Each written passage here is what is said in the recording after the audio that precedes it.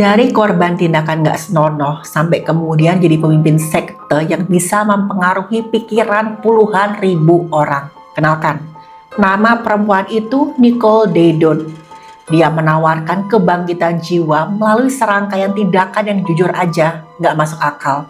Salah satu anggotanya bahkan secara terang-terangan bilang dia disuruh berhubungan intim dengan puluhan orang yang berbeda dalam waktu 1 bulan. Tapi anehnya, sekte ini didukung puluhan ribu orang, bahkan diantaranya adalah selebritis yang terkenal. Teman-teman penasaran? Tonton video ini sampai habis.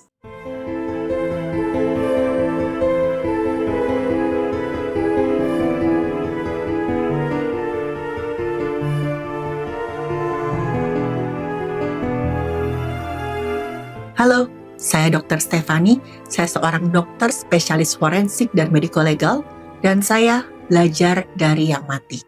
Nama kelompoknya adalah organisasi One Taste.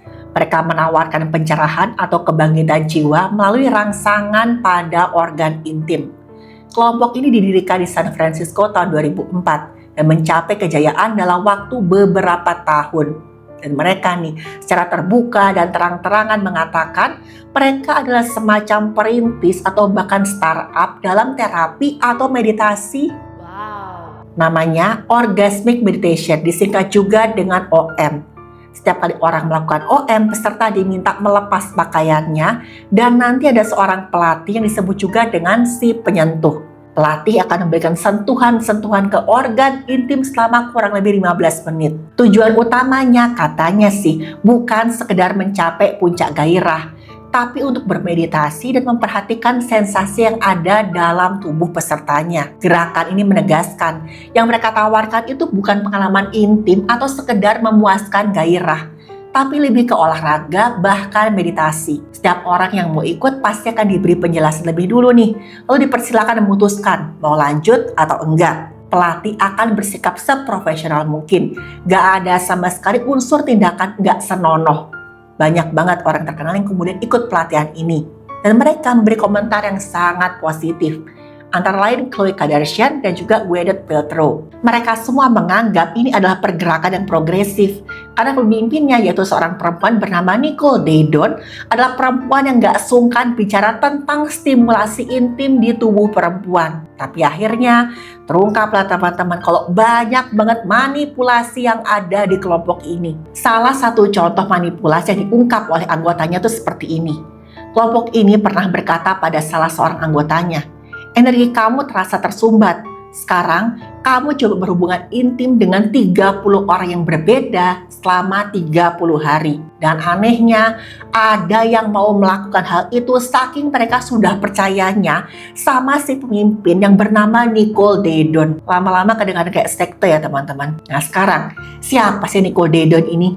Kok bisa dia mendapat pencerahan dan pengaruhi begitu banyak orang? Nicole Daedon ini sebenarnya punya masa lalu yang sangat keras. Dia lahir dan besar di Los Gatos, California, dan dibesarkan oleh ibunya. Dan Nicole punya hubungan yang sangat-sangat buruk dengan sang ayah. Sang ayah melakukan tindakan gak senonoh pada Nicole ketika dia masih sangat muda. Dan gak cuma Nicole, tapi juga perempuan-perempuan muda lainnya. Tapi anehnya, Nicole pernah menulis di salah satu blognya kalau dia yang memang sengaja memancing sang ayah untuk melakukan tindakan tersebut. Padahal saat itu usianya masih sangat-sangat muda.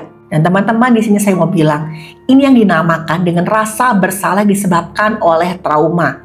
Waktu itu Nicole masih terlalu muda. Dia tuh bahkan gak ngerti apa yang dia lakukan sampai sang ayah tega melakukan hal seperti itu. Apa yang dilakukan ayahnya aja dia gak ngerti. Nicole mencoba menjelaskan ke dirinya sendiri. Kemudian muncullah pikiran, ya memang saya yang memancing. Bisa dibilang ini adalah pertahanan untuk merasa punya kendali. Karena pengalaman di mana Nicole merasa nggak berdaya, itu kemudian dia ubah dalam pikirannya. Seakan-akan Nicole juga punya andil dalam ayahnya yang melakukan tindakan nggak senonoh pada dirinya. Dan ingatan itu kemudian membuat trauma yang Nicole alami terasa lebih masuk akal. Ditambah lagi pelakunya adalah ayah Nicole sendiri. Jadi biarpun takut, Nicole tetap haus kasih sayang dari figur ayahnya. Dan kata-kata saya yang memancing itu muncul untuk mengurangi konflik batin dan mempertahankan ikatan antara ayah dan juga putrinya. Teman-teman, kalau trauma semacam ini nggak bisa diselesaikan, lama-kelamaan bisa membentuk identitasnya korban. Mereka berpikir, ya, saya memang orang yang memancing orang lain untuk melakukan tindakan nggak senonoh pada saya. Ya tujuannya tadi, mereka menekan rasa nggak berdaya mereka. Balik ke kasus Nicole tadi. Setelah lulus kuliah tahun 1994 di San Francisco State University, Nicole sempat bekerja sebagai pramusaji di sebuah restoran pizza. Selain itu, dia juga bekerja di klub sebagai penari tanpa busana dan juga seorang Nicole menawarkan jasa eksklusif berupa layanan premium, di mana misalkan pelanggannya nih mau membayar sejumlah uang, mereka bebas melakukan apa saja pada Nicole, termasuk kekerasan fisik. Seiring berjalannya waktu, pada suatu titik Nicole memutuskan dia mau belajar meditasi untuk mendapatkan ketenangan jiwa.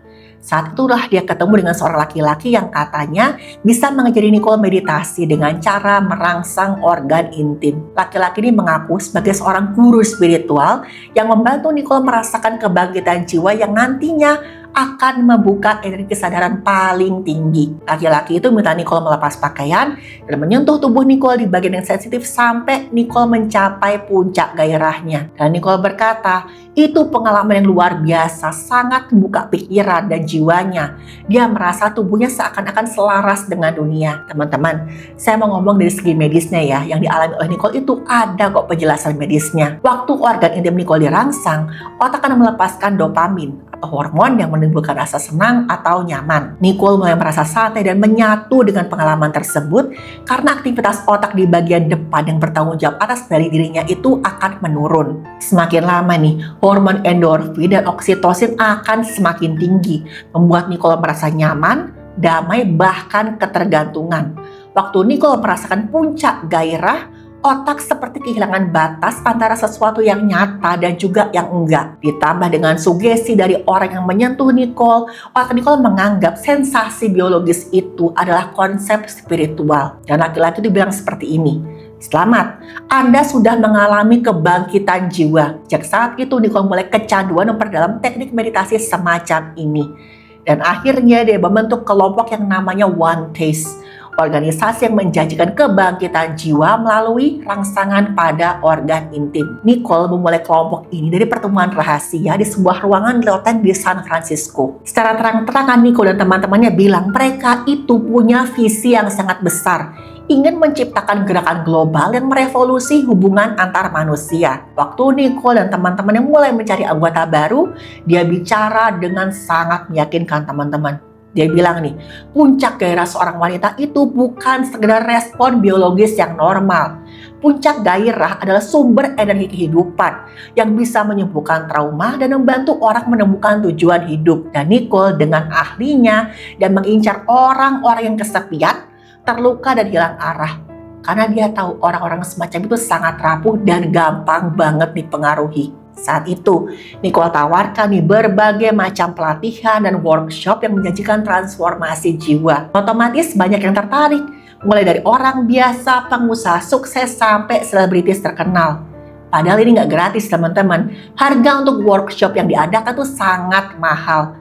Kalau dirupiahkan bisa sampai ratusan juta rupiah per kelas. Tapi saking banyaknya ingin mengalami kebangkitan jiwa seperti yang Nicole rasakan, mereka rela nih sampai mengorbankan tabungan, berhutang sana sini, bahkan mengambil pinjaman. Nicole bilang, kalau uang itu hanyalah hambatan energi dan mengeluarkan banyak uang itu adalah bagian dari proses transformasi yang harus mereka lewati. Dan diceknya nih, Nicole juga bilang seperti ini, kalian jangan pernah dengarkan kritik dari keluarga atau teman-teman kalian. Siapapun itu, mereka itu adalah orang-orang yang belum tercerahkan dan bahkan tidak bisa tercerahkan.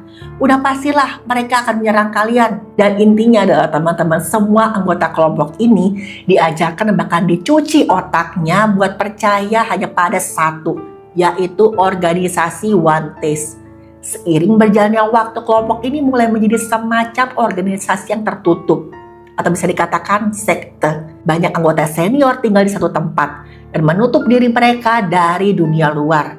Ditambah lagi, Nicole juga punya pacar yang luar biasa kaya, pengusaha software yang sampai menjual perusahaannya demi membiayai organisasi One Taste. Dan sebagai imbalan, Nicole memaksa beberapa anggota untuk tinggal bersama pacarnya ini dan memenuhi semua kebutuhannya, mulai dari masak, bersihkan rumah, sampai juga kebutuhan biologisnya. Nicole bilang itu adalah tahap yang harus mereka lewati, melayani pacarnya Nicole. Dengan semua dukungan ini baik secara finansial sampai kepercayaan penuh dari semua anggotanya, udah pasti organisasi One Taste semakin maju. Dan sampai tahun 2017 dan 2018, semua kejahatan Nicole pun akhirnya terbongkar. Awalnya, ada beberapa orang anggota kelompok ini yang mulai merasa ada yang gak beres dengan One Taste. Karena mereka sering diminta melakukan hal-hal yang gak senonoh. Misalkan, memuaskan gairah orang lain meskipun mereka gak mau. Pokoknya harus dilakukan, kalau gak ada konsekuensinya. Ada seorang anggota yang memberi kesaksian seperti ini. Saya pernah diminta melakukan hubungan intim dengan orang berbeda selama 30 hari. Bayangin deh, 30 orang yang berbeda. Tujuannya supaya energi saya terbuka lagi. Dan dia ditekan oleh Nicole dan juga para anggota senior organisasi lainnya. Manipulasi yang dilakukan sama Nicole tuh super duper halus. Dia tuh gak pernah pakai kekerasan, apalagi tekanan. Kalau ada anggota yang menurut, dia pasti akan memuji supaya yang lain termotivasi untuk meniru. Kalau ada yang menolak, Nicole akan mengabaikan atau menyindir dengan kata-kata yang merendahkan. Dan mau gak mau mereka tuh akan melakukan apa yang diperintahkan oleh Nicole. Karena tadi mereka nggak mau dikucilkan. Dan Nicole menentukan pasangan hubungan intim, memaksa mereka melakukan atau berhubungan intim dengan banyak pasangan dalam satu waktu. Dan yang paling parah, menonton orang lain melakukan aktivitas intim. Dan Nicole bilang nih, kalau mereka mau mendapatkan kebebasan spiritual, semua rasa nggak nyaman, rasa jijik itu harus bisa dilawan. Sampai nggak terasa sama sekali, sampai semuanya kerasa wajar. Dan intinya, semua anggota harus setuju melakukan semua yang diperintahkan oleh Nicole. Dan Nicole membanggakan dirinya yang dulu pernah mengalami pengalaman ekstrim, seperti tindakan gak senonoh dari orang terdekat dan juga penggunaan zat-zat berbahaya. Dan dengan begitu, orang dengan riwayat trauma akan percaya pada Nicole. Karena para pelatih alias penyentuh ini diminta untuk berhubungan intim dengan perempuan-perempuan peserta pelatihan supaya bisa memberikan aliran energi. Kalau sampai menolak, wah udah pasti nih, Nicole akan menekan mereka secara psikologis dengan cara memperlakukan mereka di depan anggota sekte lainnya. Anggota yang dianggap bisa dikendalikan oleh Nicole, baik laki-laki atau perempuan, semuanya dicuci otak sampai mau melakukan apa aja. Jadi tahun 2015, ada anggota yang diberhentikan secara gak hormat oleh Nicole. Dan dia menggugat Nicole dan One Taste dengan tuduhan tindakan gak senonoh karyawan. Karena katanya selama bekerja di sana, banyak banget yang mendapat upah nggak layak dan bahkan nggak dibayar sama sekali. Tapi waktu itu organisasi One Taste membayar uang ganti rugi yang besarnya mencapai 5,5 miliar rupiah lebih. Tapi setelah kasus ini, FBI mulai mencium ada yang nggak beres dari organisasi One Taste. Di saat bersamaan ada seorang jurnalis namanya Ellen White. Selama 6 tahun dia lakukan investigasi mendalam terhadap organisasi ini. Dia wawancara semua mantan anggota. Dia selidiki anggota One Taste yang masih setia dan para pembelanya Nicole. Dan juga dia lakukan pencocokan data dengan dokumen resmi supaya semua informasi yang dia dapatkan semakin valid. Laporan dari Ellen buat FBI semakin gencar melakukan investigasi. Mereka mulai nih mendatangi orang-orang yang ada hubungannya dengan One Taste untuk diwawancarai. Dan memang ada banyak banget tekanan untuk melakukan tindakan gak senonoh. Dan Nicole menyalahgunakan kekuasaannya untuk menekan para anggotanya. Kasus ini kemudian naik ke pengadilan. Tahun 2023, pengadilan di Brooklyn pun mendakwa Nicole Dedon. Nicole didakwa dengan tuduhan tenaga kerja. Dan teman-teman tahu, Nicole tuh sama sekali gak merasa bersalah. Dia bilang seperti ini, saya hanya menawarkan program meditasi dan olahraga untuk pencerahan jiwa. Saya nggak pernah tuh maksa siapapun. Organisasi saya adalah komunitas kesehatan, kayak yoga atau crossfit. Tapi tetap aja, pihak pengadilan menjatuhkan pidana 20 tahun tahanan pada Nicole. Dan juga rekan kerja yang bernama Rachel Cherwitz. Dan teman-teman tahu nggak, waktu vonis dijatuhkan, Nicole sama sekali nggak takut. Dia tersenyum tenang dan bilang, ini hanya bagian dari perjalanan spiritual saya. Saya berjanji, suatu saat saya akan bangkit kembali. Teman-teman, gak semua orang yang banyak bicara soal spiritual atau pencerahan jiwa itu niatnya tulus untuk menolong kita. Ada juga yang memanfaatkan kerapuhan dan luka batin orang lain untuk kepentingan pribadi mereka. Kita harus bisa berpikir secara logika dan kritis. Jangan pernah menyerahkan kendali hidup kita sepenuhnya pada orang lain. Praktek spiritual gak akan menjauhkan kita dari keluarga, sahabat, atau orang yang peduli sama kita. Dan yang namanya pencerahan itu sifatnya gak memaksa, merendahkan, atau bahkan sampai melanggar batas. Karena tujuannya adalah membebaskan manusia dan bukan untuk menguasai.